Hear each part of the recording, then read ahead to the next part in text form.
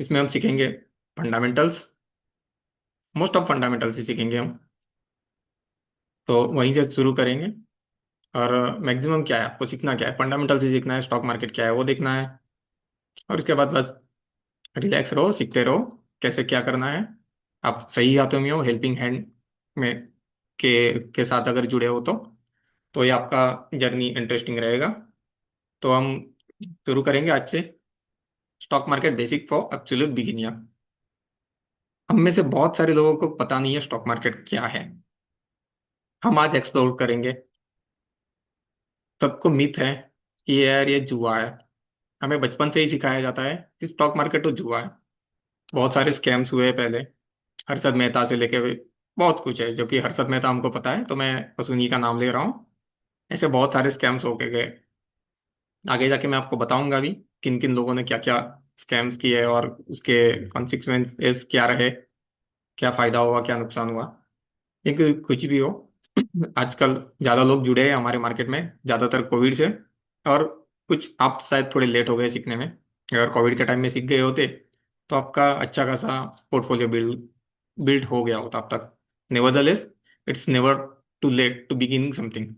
तो हम आज से शुरू करते हैं stock market basics for absolute beginner. इसमें आपको क्या सीखने मिलेगा, स्टॉक मार्केट क्या है, कहाँ पर है, कैसे काम करता है, और बेसिकली स्टॉक मार्केट की जरूरत क्या है। ये सारी चीजें हम सीखेंगे। तो ठीक है, हम शुरू करते हैं ज़्यादा कुछ हमारा समय बर्बाद ना करते हुए। ठीक है, ओके। क्या है स्टॉक मार्केट, आप सभी को पता होगा। सब्जी मंडी या फिर कोई भी मार्केट, बस उसी तरह का एक स्टॉक मार्केट है। आप स्क्रीन पे पढ़ के भी सीख सकते हो, जस्ट मैं आपको ज़्यादा एक्सप्लेन कर पा रहा हूँ। तो यहाँ पे जैसे सब्जी मंडी में हम छोटी छोटी चीज़ों की खरीद फरोख्त करते हैं, बस वैसे वहाँ पे स्टॉक्स के स्मॉल पोर्शंस है। स्टॉक्स क्या है ये भी आगे आपको पता चलेगा ही। तो स्टॉक्स के स्मॉल स्मॉल पोर्शंस को आप खरीदते हो, मतलब किसी कंपनी का 1.1% या फिर एक अगर 100 हिस्से है तो 100 में से आप 1% आधा या कुछ भी चीजें खरीदते हो। As good as market. जैसे दुकान में जाके आप कोई भी चीजें खरीदते हो, ग्रोसरी स्टोर से खरीदते हो या फिर किसी और बड़ी स्टोर से या कोई बड़े अप्लायंसेस से जाके खरीदते हो, बस उतना ही है ये स्टॉक मार्केट। बस एक उससे थोड़ा वाइड है, इसमें बहुत सारे चॉइस ऑप्शंस सब कुछ है। आप जब शेयर्स खरीदते हो तो आप उस कंपनी के पार्ट ओनर बन जाते हो, यानी मालिक। ज्यादा मालिक नहीं, एक हिस्से के मालिक बन जाते हो। तो ये स्टॉक मार्केट की खूबी है कि आप इंडिया की सबसे बड़ी कंपनी के भी एक हिस्सेदार बन सकते हो। ये पॉसिबल नहीं है without stock market. This is only possible with stock market. ठीक है, तो स्टॉक मार्केट और कुछ नहीं है, एक क्या है, सब्जी मंडी, जहां पे आप कंपनी का कुछ एक हिस्सा, छोटा सा हिस्सा खरीद सकते हो, बड़ा भी खरीद सकते हो अगर वो कंपनी बेचना चाहे तो अभी भी कुछ लोग ज्वाइंट हो रहे हैं। ठीक है, तो आप पार्ट ओनर बन जाते हो। क्लियर। एक बस एक, हाँ, मार्केट है जहाँ पे चीजें खरीदी बेची जाती है, ये स्टॉक मार्केट। That's it. बस यहाँ पे क्या है, कंपनी का एक छोटा सा हिस्सा। कंपनियां क्यों लाती है, अपना क्यों बेचती है, छोटा सा हिस्सा, ये हम आगे जानेंगे। ठीक है, मैं जल्दी जल्दी रैप अप करूंगा। मैं हमारे पास समय ज़्यादा नहीं है, ऑलरेडी 15 मिनट्स लेट हो चुके हैं हम। ठीक है, तो सॉरी, हम कुछ डिटेल में आगे कवर करते रहेंगे। ठीक है, अभी कंपनी लिस्ट क्यों होती है। कंपनी का हिस्सा बेचा खरीदा जाता है स्टॉक मार्केट पे, लेकिन कब बेचो पाओगे या कब खरीद पाओगे, जब वो कंपनी स्टॉक मार्केट पे आएगी और लिस्ट होगी। कंपनी लिस्ट होगी यानी क्या होगी, वो पब्लिक कंपनी कहलाएगी। कंपनियां दो तरह की होती है, एक प्राइवेट और एक पब्लिक। हमें पता है प्राइवेट यानी प्राइवेट कंपनी और बाकी सरकारी। वो बात अलग है। यहाँ पे दो कंपनियां हैं, पब्लिक कंपनी और एक प्राइवेट कंपनी। पब्लिक कंपनी यानी जो स्टॉक मार्केट पे लिस्टेड है, जिसमें पब्लिक हम इन्वेस्ट कर रहे हैं, उनको बोलते हैं पब्लिक कंपनी। तो वो क्यों होती है, वो स्टॉक मार्केट पे क्यों आती है, जब उनको कुछ पैसा चाहिए होता है तो वो अपना कुछ हिस्सा, जैसे हम जैसे लोगों को बेचती है, उसके बदले में उनको पैसा मिलता है।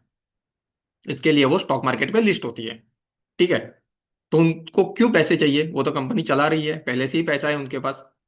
लेकिन कंपनीज में बहुत सारे ऐसे इश्यूज होते हैं जिनकी वजह से कंपनी लिस्ट होती है। इश्यूज यानी अगर उन्होंने कोई कर्जा लिया है, कर्जा चुकाना है, तो क्या करेंगे, अपना कुछ हिस्सा स्टॉक मार्केट पे आके लिस्ट करवाएंगे, और लिस्ट करवा के हमसे पैसा लेंगे और वो पैसा अपने बिजनेस में लगाएंगे।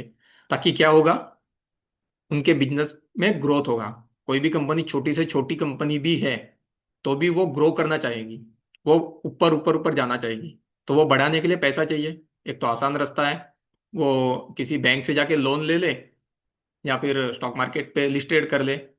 लोन लेना इतना आसान नहीं है, एक लिमिट तक ही मिलता है। लोन को रिपेमेंट करना पड़ता है। स्टॉक में बस आप हिस्सेदारी रहते हो। उसके भी फायदे, नुकसान सब कुछ है। लेकिन जनरली कंपनी स्टॉक मार्केट पे लिस्ट होती है, तो उस कंपनी के ऊपर सब लोगों का ट्रस्ट बढ़ जाता है, और एक रेप्यूटेड कंपनी बनती है। इंडिया की जो भी बड़ी बड़ी कंपनियां हैं, Reliance, Tata consultancy, HDFC bank, ICICI bank, state bank, आप जहाँ पेट्रोल डलवाते हो, एचपीसीएल, बीपीसीएल, या कोई भी कंपनी, जो बड़ी बड़ी रेप्यूटेड कंपनी है, वो स्टॉक मार्केट पे लिस्टेड है। तो वो एक ट्रस्ट भी बिल्ड होता है कंपनी में। ट्रस्ट बिल्ड का फायदा क्या है, अगर उनको कुछ पैसे चाहिए बड़े इन्वेस्टर से, वो स्टॉक मार्केट पे लिस्टेड है, तो उनके लिए आसान होता है पैसे जुटाना। तो बस इसीलिए वो स्टॉक मार्केट पे आती है। बेसिकली पैसा उनको चाहिए। ठीक है, इससे ज़्यादा पर्पज नहीं है। ठीक है, अभी हम रियल लाइफ एग्जांपल लेते हैं। शेयर्स क्या है, आप पिज्जा हट गए हो, डोमिनोज, कहीं पे भी गए होंगे। ठीक है, तो उनके पास एक छोटा सा शॉप है पिज्ज़ा का। लेकिन उनको क्या करना है, और बड़ कुछ 70 80 90 जैसे डोमिनोज नहीं है हर जगह पे, वैसे ओपन करने हैं। तो उनको क्या चाहिए, बहुत सारा पैसा चाहिए होता है। तो वो क्या करेगा, वो सोचेगा, सब जो आपका दोस्त है कोई, जिसका नाम राहुल है, शाहरुख का नाम फेमस है तो हमने ले लिया बस राहुल है, ऐसे कोई है नहीं आपका दोस्त। तो राहुल है, उनको एक बड़ा अपना पिज्ज़ा का चेन शॉप बनाना है, जैसे डोमिनोज है, पिज्ज़ा हट है। तो वो क्या करेगा, पहले से उसकी दुकान है, एक कंपनी पहले से ही है, नाम दे दिया उसने उसको देसी पिज्ज़ा। ठीक है, तो क्या करेगा, पैसे चाहिए, वो लाएगा एक आईपीओ। नोट कीजिए, आईपीओ। आईपीओ क्या है, आईपीओ इनिशियल पब्लिक ऑफरिंग। जब कंपनी नई स्टॉक मार्केट पे लिस्ट होने आती है, तब उनको पैसे जो लेने होते हैं, वो एक प्रोसेस है, उसके थ्रू ही आते हैं। अब जब वो स्टॉक मार्केट पे लिस्ट होने आते हैं, अपने शेयर्स को बेचते हैं, उनको बोलते हैं IPO, initial public offering. Initial यानी शुरुआत, पब्लिक हम लोग, ऑफरिंग यानी हमको वो ऑफर कर रहे हैं। ठीक है, उसको रिजल्ट क्या होगा, अगर उसके पास 50 लाख पब्लिक ने एक शेयर ले लिया, हर एक के पास, और 1 रुपया का शेयर समझो उसने बना लिया, तो उसको वो 50 लाख शेयर देने के बदले में 50 लाख रुपया और 50 लाख नए पार्टनर मिल जाएंगे, अगर एक एक ने एक एक शेयर ही लिया है तो। ठीक है, ये हो गया आईपीओ, सिंपल है। उसके शेयर्स है जो उसने बेच दिए स्टॉक मार्केट पे लिस्ट करवाने के लिए। ठीक है, ये सिंपल है, अभी इतना डीप में मत चाहिए, आगे चीजें कवर होगी। ठीक है, अभी कंपनी मार्केट में एंटर होती है, वही आईपीओ की बात हमारी चल रही है, वो इनिशियल पब्लिक ऑफरिंग है। जब कंपनी पहले आ जाती है और उसके बाद लिस्ट होती है। पहले से तो कंपनी है बनी हुई, स्टॉक मार्केट में तो अभी लिस्ट हो रही है। पहले से राहुल का शॉप तो था, देसी पिज्जा, तभी भी उसके शेयर्स थे। इंडिया में रूल है, कंपनी बनानी है तो आपको उसके शेयर्स बनाने ही पड़ेंगे। अगर अकेला भी मालिक है कंपनी का, तो भी वो 100% शेयर्स का ओनर होता है। तो इंडिया में ही नहीं, हर जगह पे यही रूल है। तो उसको हम बोलते हैं प्राइमरी मार्केट। स्टॉक मार्केट पे लिस्टेड नहीं है, तो वो क्या कहा जाता है, प्राइमरी मार्केट। नोट कीजिए ये टर्म्स, प्राइमरी मार्केट क्या है। जो कंपनी स्टॉक मार्केट पे लिस्टेड नहीं है, और वहां पे शेयर्स की जैसे हमारी आईपीएल की टीम्स है, स्टॉक मार्केट पे लिस्टेड नहीं है, लेकिन आईपीएल के भी शेयर्स है, उसी की ऊपर उनकी वैल्यूएशन होती है। आरसीबी हो गई, मुंबई इंडियंस हो गई, या सीएसके हो गया। ठीक है, तो वो क्या होता है, प्राइमरी मार्केट, जो स्टॉक मार्केट पे लिस्ट होने से पहले है, उनको बोला जाता है प्राइमरी मार्केट। जब आईपीओ लाती है, वो आईपीओ भी क्या कहलाता है, प्राइमरी मार्केट, क्योंकि वो लिस्टेड नहीं है। जिस दिन लिस्ट हो गई, तब से हम बेचना खरीदना चालू करेंगे, उसको कहलाएगा उनको उनको हम बोलेंगे सेकेंडरी मार्केट। तो सेकेंडरी मार्केट क्या है, जो हम traditionally shares daily buy and sell करते हैं, वो हो गया हमारा सेकेंडरी मार्केट। यानी स्टॉक मार्केट पे जो कंपनियां लिस्टेड है, वो सारी मतलब स्टॉक मार्केट को ही हम कहेंगे सेकेंडरी मार्केट। ठीक है। अभी स्टॉक मार्केट ट्रेस कौन से हैं हमारे यहाँ पे, अब तक क्लियर है? Okay, all done, thank you. तो हमारे पास दो स्टॉक एक्सचेंजेस है, ऐसे ज्यादा है लेकिन हम जहाँ पे हम काम करेंगे वो दो पे ही काम करेंगे जनरली। एक है Bombay stock exchange that is BSE, और एक है national stock exchange that is NSE. BSE के लिए मैं बता दूं, बॉम्बे स्टॉक एक्सचेंज दोनों ही मुंबई में ही है। एक मुंबई, साउथ मुंबई में है, और एक बेंड्रा कुर्ला कॉम्प्लेक्स में है, जो कि एनएसई है। ठीक है। तो ये बीएसई आपने यहाँ पे पढ़ रहे होंगे आप, सेंसेक्स और निफ्टी के आगे, एनएसई के आगे निफ्टी।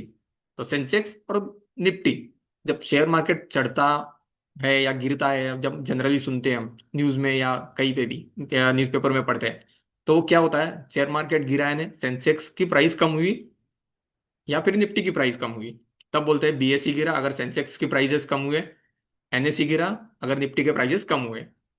क्या है सेंसेक्स और निफ्टी, डिटेल में जानेंगे, बस आप ओवरऑल आइडिया ले लीजिए अभी। सेंसेक्स 30 लार्जेस्ट कंपनी है जो इंडिया की, उनको मिला के एक एवरेज प्राइस निकाला है, उसको बोला जाता है सेंसेक्स। और निफ्टी वैसे ही हमारी इंडिया की टॉप 50 कंपनी, यानी 30 सेंसेक्स वाली और एडिशनल 20 कंपनी, उनको मिला के बनती है हमारी निफ्टी। निफ्टी यानी नेशनल 50, सेंसेक्स सेंसिटिविटी इंडेक्स यानी हो गया सेंसेक्स। ठीक है, सेंसेक्स निफ्टी ये याद रखना है। बॉम्बे स्टॉक एक्सचेंज का है हमारा इंडाइसेस सेंसेक्स, और निफ्टी का है, एनएससी का है सॉरी निफ्टी। निफ्टी में 50 कंपनियां हैं, सेंसेक्स में 30 कंपनीज हैं। ठीक है, करेक्ट। ओके। तो अभी हम करंट बात करेंगे। ये कुछ दिन पहले मैंने बनाया था प्रेजेंटेशन, तब निफ्टी 25,500 पे था। आज तो थोड़ा डाउन ही है, अभी देखा भी नहीं है आज, लेकिन अभी शायद नीचे चल रहा है, लेकिन तकरीबन वही चलता है हमारा 25,200 300 से लेके 26,000 तक अभी चल रहा है। तो ये रेंज है हमारी। देखिए निफ्टी सेंसेक्स, ये निफ्टी की बात है, सेंसेक्स 60,000 80,000 1 लाख तक गया था। अब क्या है, अब हम निफ्टी सेंसेक्स से तो सुना, अब थोड़ा डीप में जाएंगे। क्या है मार्केट कैपिटलाइजेशन, उसके हिसाब से हम सारी चीजें सीखेंगे, वन बाय वन टर्म्स भी सीखेंगे हम, मार्केट कैप क्या है ये सब। तो बेसिकली हमारी कंपनियों को कैटेगराइज किया गया है तीन कैटेगरी में, large cap, mid cap and small cap. Large cap कंपनियां यानी जो कंपनियां बहुत बड़ी है, उनका मार्केट कैप बहुत ज्यादा है।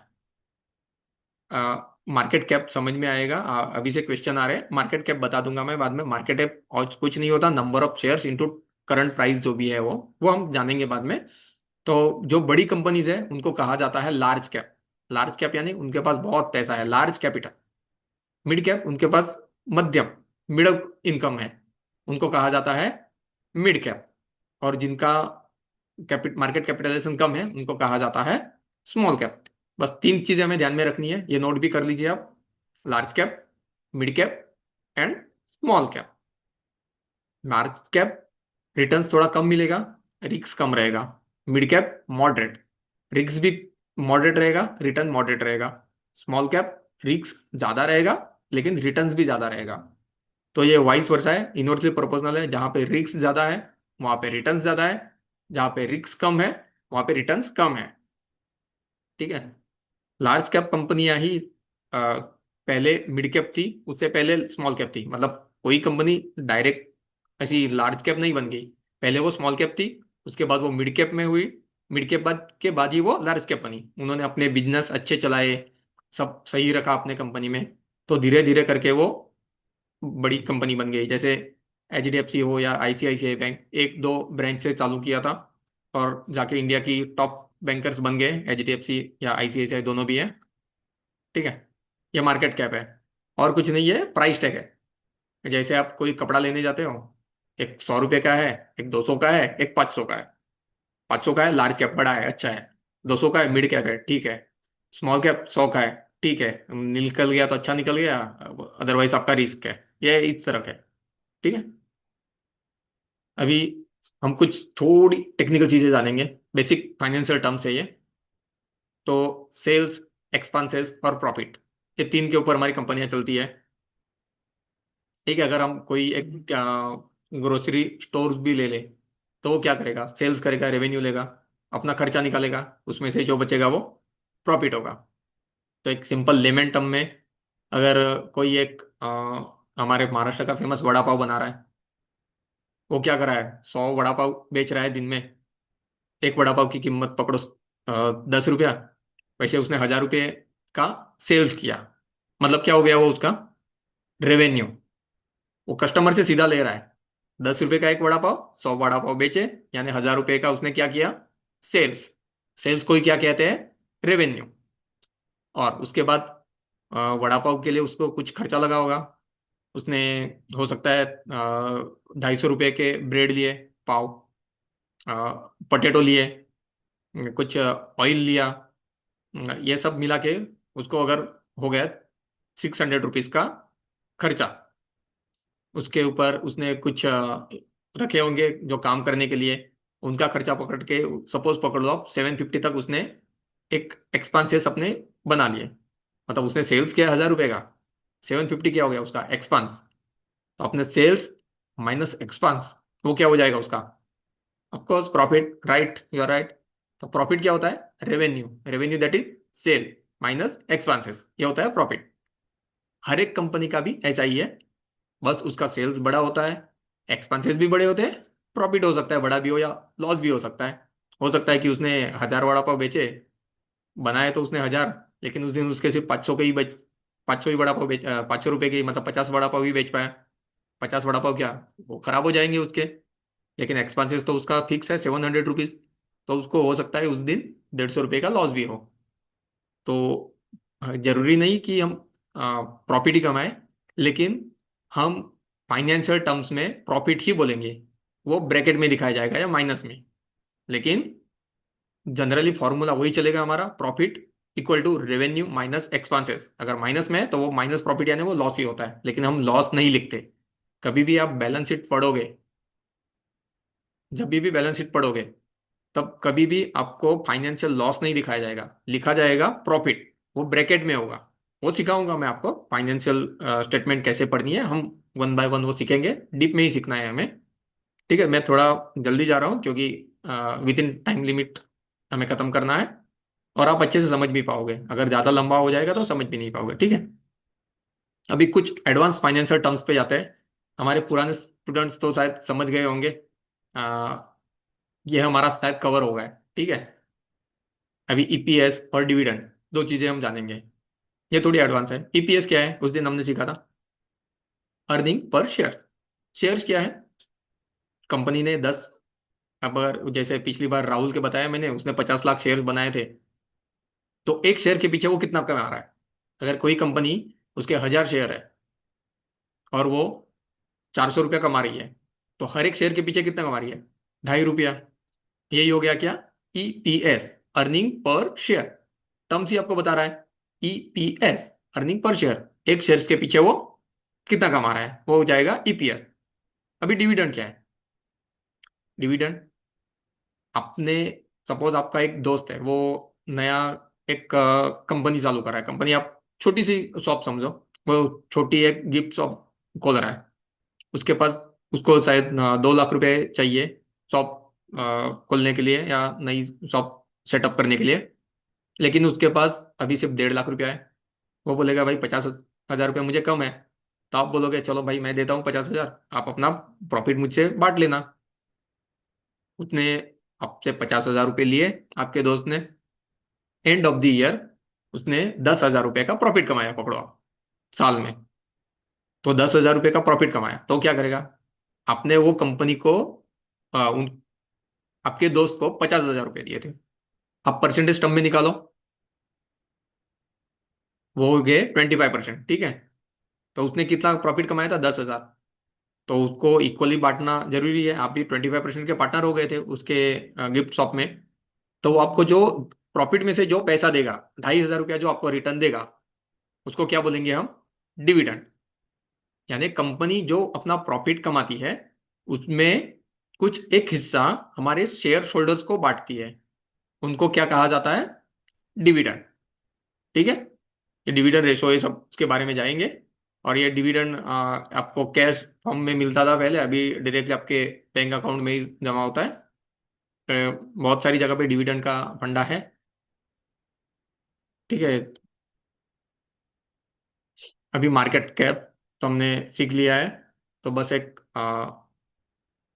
छोटा सा रैपअप हो गया ये। ईपीएस हो गया हमारा।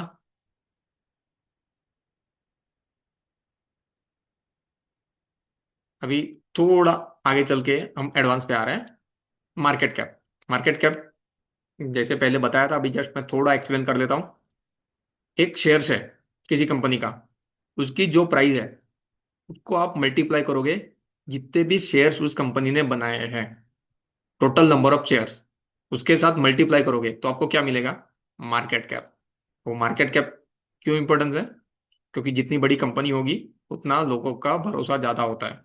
तो हमें जनरली बड़ी कंपनी, मार्केट कैप जिसका बहुत ज्यादा है, उन्हीं के ऊपर ट्रस्ट करना है और उन्हीं में हमें इन्वेस्ट करना है आगे जाके।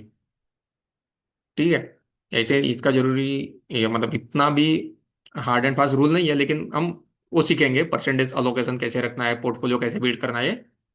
लेकिन ये बस मार्केट कैप है। अगर नहीं समझ में आ रहा तो वापस एक बार बता दूं। किसी भी कंपनी का एक शेयर्स का प्राइस आज का, और कितने नंबर ऑफ शेयर्स है उस कंपनी के पास। अगर 100 शेयर है तो 100, 1000, लाख कितने भी हो सकते हैं, करोड़ों भी हो सकते हैं और होते हैं। तो उसको मल्टीप्लाई करोगे तो वो मिल जाएगा मार्केट कैप। ठीक है। अभी डिविडेंड यील्ड क्या हो गया? सपोज किसी कंपनी का शेयर प्राइस 10 रुपया है और वो 2 रुपया आपको डिविडेंड दे रही है। डिविडेंड जो मैंने पिछली बार बताया आपको लास्ट स्लाइड में। अगर कंपनी का स्टॉक प्राइस 100 रुपया है और वो 2 रुपया डिविडेंड दे रही है, तो डिविडेंड यील्ड, यील्ड यानी क्या? क्रॉप। जब हम खेती करते हैं, जब हमारी यील्ड का मतलब ही मैं सिंपल बता देता हूँ हिंदी में। जब हमारी जो भी अनाज हम डालते हैं, हमारे एरिया में जनरली भात की खेती होती है। जब हम भात बीज पर मतलब बीज डालते हैं, उसके बाद सब खत्म होने के बाद हम जब कटाई करते हैं, और जो भी हमको मिलता है, पीक बोलते हैं हम मराठी में सिंपल, उसको बोला जाता है यील्ड। यील्ड यानी क्या? वो हमने जो भी डाला था उसका जो मिला, यील्ड। पिकने का मतलब आप आम को बोलोगे, बोलोगे आम के लिए। तो आम का पेड़ लगाया था और उसके जो फल मिल गए वो हो गया क्या उसका? आम का डिविड यील्ड। उसका जो भी है, जो प्रोडक्ट है फाइनल जो हमको मिलता है, उसको बोला जाता है यील्ड। यानी डिविडेंड यील्ड। डिविडेंड यील्ड यानी अगर शेयर की प्राइस 100 रुपया है और वो 2 रुपया हमको डिविडेंड दे रहा है, तो डिविडेंड यील्ड कहलाएगी 2%। ओके। Got it? क्लियर है? Any doubt? ओके। अभी चलते हैं पी रेशो पे। P ratio. P E ratio. Ratio यानी क्या? आप डीमार्ट जाते हो, बिग बाजार, बिग बाजार तो बंद हो गया यार अभी, लेकिन रिलायंस मार्ट जाते हो या फिर वी मार्ट जाते हो। 3 पे 2, 3 पे 2, एक पे, एक पे मतलब 1+1 फ्री। तो ये क्या होता है? रेशो। एक खरीदने पे एक फ्री यानी 1:1 रेशो। दो खरीदने पे एक फ्री यानी 2:1 रेशो। चार खरीदने पे एक फ्री, 4:1 रेशो। कभी होता नहीं दो खरीदने पे एक फ्री, सॉरी एक खरीदने पे दो फ्री। अगर होता भी है तो उसको बोलेंगे 1:2, मतलब दो, एक पे आपको दो फ्री मिल गया। ठीक है। तो ये रेशो है। तो पीई रेशो क्या है? Price to earning ratio. Earning क्या है? कंपनी का प्रॉफिट। प्रॉफिट को क्या बोलते हैं हम? अर्निंग। अर्निंग तो वही होगी ना, अगर हम काम कर रहे हैं, जो भी सैलरी मिलती है वही हमारी अर्निंग हो गई। वही कंपनी अपने प्रोडक्ट बेचती है, सर्विसेज बेचती है, उसके बाद जो मिलता है उसको बोला जाता है अर्निंग। तो पी रेशो क्या है? वो कंपनी की प्राइस टू अर्निंग। अगर वो शेयर 2,000 रुपये पे चल रहा है आज की तारीख पे, और वो 2,000 रुपये पे हमें कितना पैसा कमा के दे रहा है, मतलब हम एक शेयर खरीद रहे हैं 2,000 रुपये का, तो वो 2,000 रुपये का कितना रुपए हमें कमा के दे रहा है एक साल में, वो होता है पी रेशो। डीप में जानेंगे, बस एक सिंपल जान लो कि एक शेयर्स के पीछे कितना पैसा कमा के दे रही है कंपनी हमें। हम कितने लेंगे? 100, 1000, 10,000, हमारी हैसियत के हिसाब से हम लेंगे।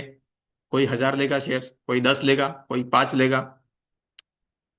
तो वो शेयर्स, एक शेयर्स के पीछे कितना पैसा कमा के दे रही है कंपनी, उसको कहा जाता है पी रेशो। ठीक है।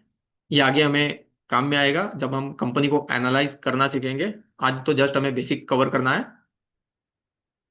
ठीक है। अभी रियल लाइफ एग्जांपल ले सकते हैं, हम ब्रांड्स के बारे में थोड़ा बहुत जानेंगे। आप सुबह सुबह उठते हैं, क्या करते हैं?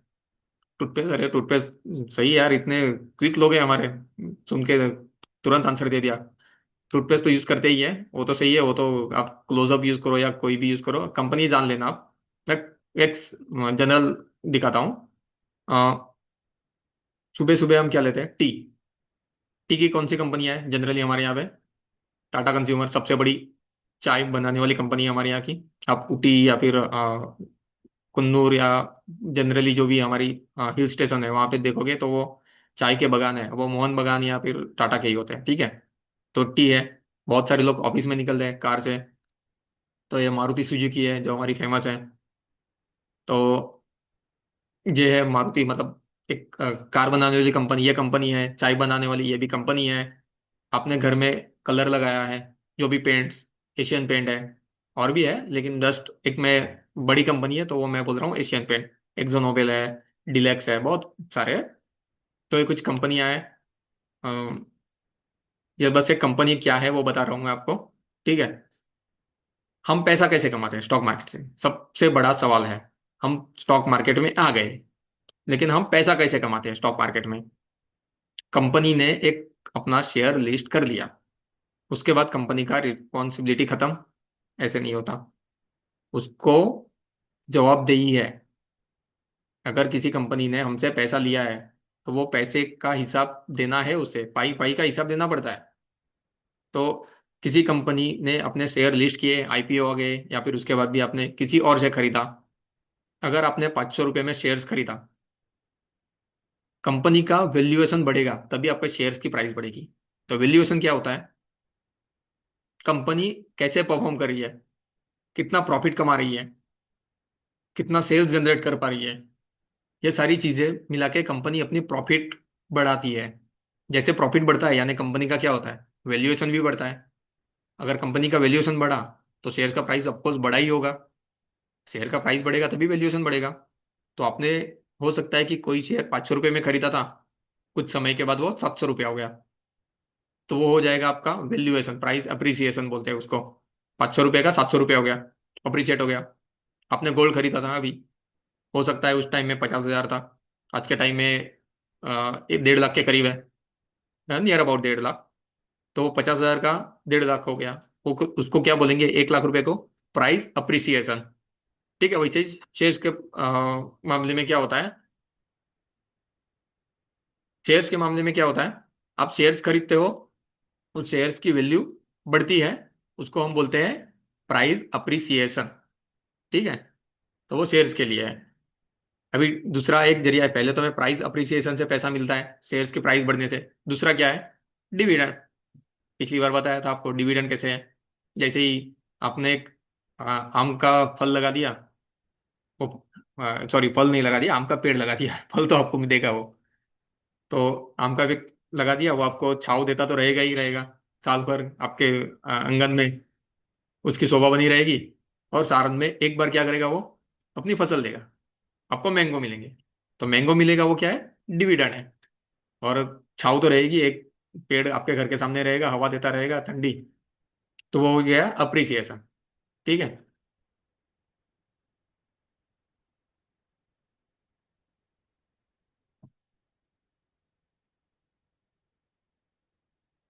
अभी,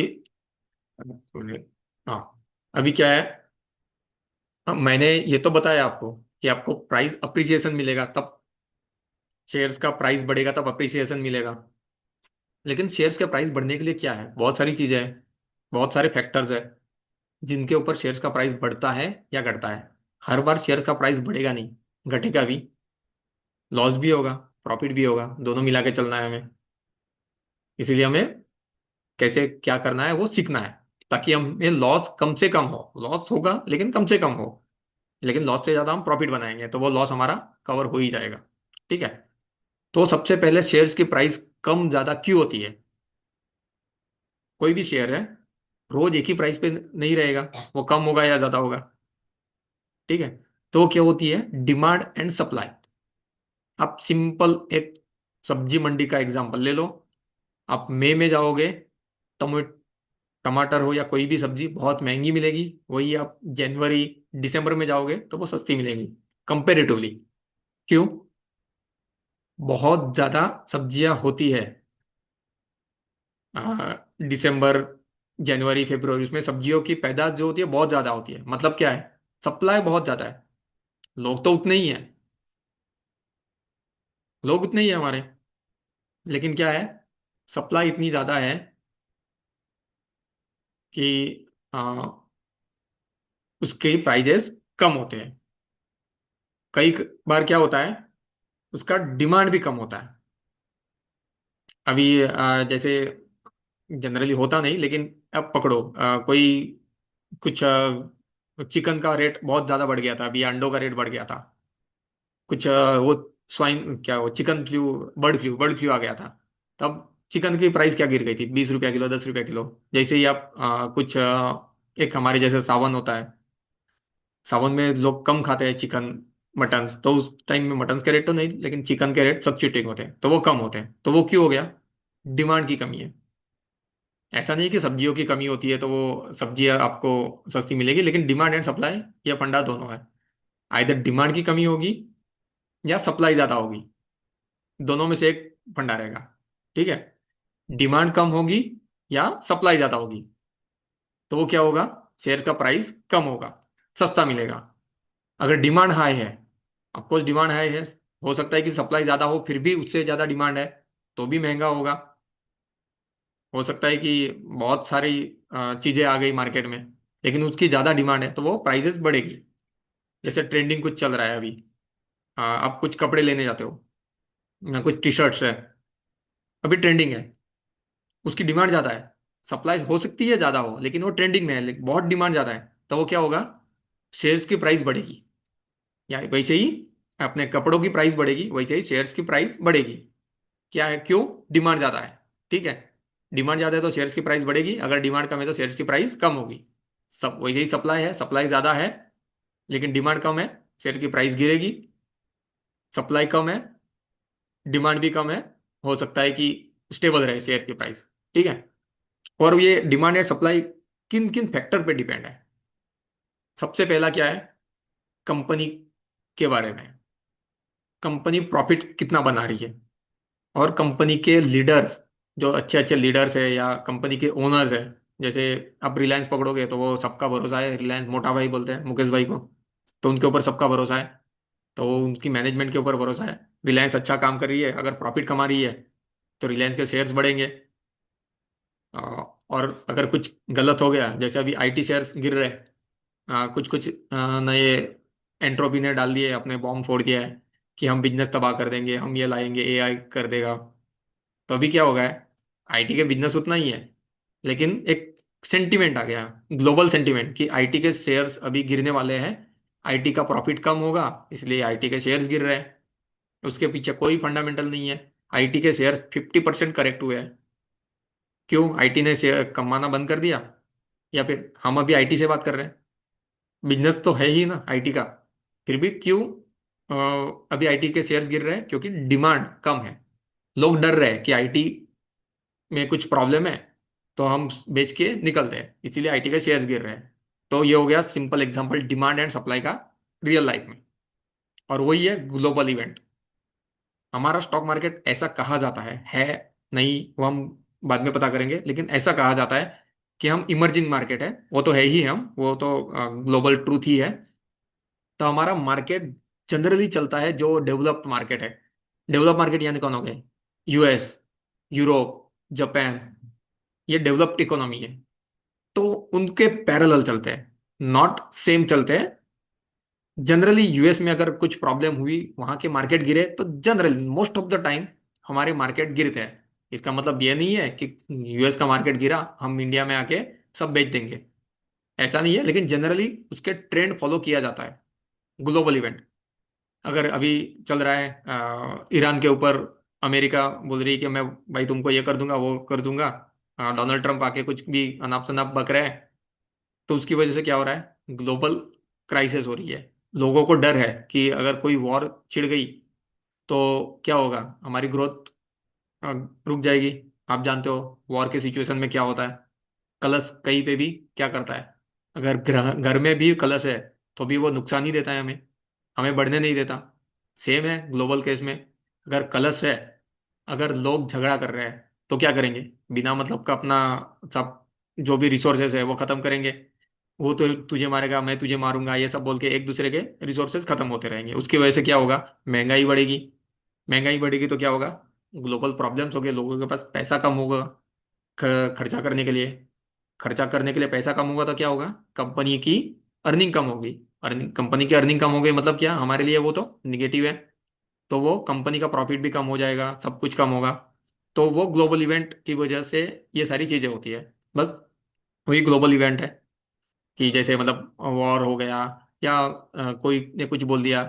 अभी जैसे ट्रम्प ने हमारे ऊपर ट्रैफिक टैरिफ लगा दिया था, चाइना के ऊपर टैरिफ। टैरिफ और कुछ नहीं है, जिसको शायद पता नहीं है उनको बता दूं।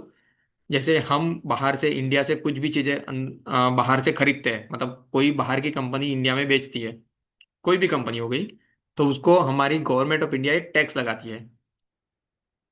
उसको हम एक्साइज ड्यूटी बोलते हैं या कस्टम ड्यूटी बोलते हैं। वैसे ही यूएस में जो भी चीज़ें हम एक्सपोर्ट करते हैं, जैसे हमने सपोज एक हमारे चावल ज़्यादातर एक्सपोर्ट करते हैं हम यूएस में। हमने चावल यूएस में एक्सपोर्ट किया है, तो यूएस में जाने के बाद यूएस वहाँ पे क्या लगाता है, टैक्स लगाता है। उसको बोला जाता है टैरिफ। हम टैक्स बोलते हैं, वो टैरिफ बोलते हैं, बस वर्ड का डिफरेंस है। और वो भरना है उन्हीं लोगों को, वो हमें नहीं भरना है। जैसे जीएसटी कंपनी नहीं भरती, हम भरते हैं। अगर आप 5 रुपए का पेन भी लेते हो तो उसके ऊपर भी आप जीएसटी भरते हो, वो कोई कंपनी नहीं भरती, आपको भरना है। आपने ये जो कोर्स खरीदा है उसके ऊपर जो भी जीएसटी भर रहे हैं वो आप ही भर रहे हो, वो गवर्नमेंट को जाती है। वही बस जीएसटी है हमारे यहाँ पे। वैसे और भी है, एक्साइज ड्यूटी, ये सब बहुत कुछ है, सेस है। वैसे वहाँ पे जो भी टैक्स लगता है उसको बोला जाता है टैरिफ। तो अमेरिका ने टैरिफ लगा दिया इंडिया के ऊपर, तो क्या हो गया, ये लोग सोचेंगे कि यार इंडिया का जो भी है माल अमेरिका में बिकेगा नहीं, तो इंडिया के को प्रॉब्लम होगा। ये सारी चीज़ें होती है, तो ये ग्लोबल इवेंट है, बस और कुछ नहीं है। दूसरी बात है इकोनॉमी। जैसे इंडिया की इकोनॉमी है, ब्राज़ील है, यूएस, और भी बहुत सारी मतलब अच्छी इकोनॉमी है, तो वो पता है कि वो ग्रो करेंगी। तो हमारे यहाँ पे लोग आएंगे, पैसा डालेंगे, खरीदेंगे, हमारी मार्केट बढ़ेगी। लेकिन यही चीज़ें आप कुछ हमारे नियर बाय कंट्रीज के लिए बोल नहीं सकते। जैसे कि हो गई बांग्लादेश या पाकिस्तान, मरे हुए हैं, उनकी इकोनॉमी डेड है, कर्जा लेके जी रहे हैं, तो वो उनकी इकोनॉमी डिक्लाइन है। तो क्या है, उनका शेयर मार्केट हो सकता है बढ़ जाए, नहीं बढ़े, लेकिन जनरली उसमें ग्रोथ नहीं है। हमारी इकोनॉमी स्टेबल है, तो हमारे लिए क्या है, ग्रोथ है। तो ये सारी चीज़ें डिपेंड किस पे, मतलब हमारे शेयर प्राइस पे फैक्टर इन करती है। ठीक है, डिमांड सप्लाई हो गया, कंपनी न्यूज़, ग्लोबल मार्केट, उनकी वजह से शेयर्स के प्राइस अप डाउन होंगे। ठीक है, इकोनॉमी भी खराब हो रही है तो भी स्टॉक्स के प्राइस कम तो होंगे ही होंगे। इकोनॉमी कब खराब होती है, जब लोगों की परचेस पावर कम होती है। परचेस पावर कब कम होती है, जब महंगाई बढ़ती है और अर्निंग कम होती है। ठीक है, ये हम इन्फ्लेशन, स्टैगफ्लेशन, ये सब चीज़ें सीखेंगे बाद में भी। ठीक है, इतना क्लियर है। ओके, या all done, thank you. My expansion, thank you sir.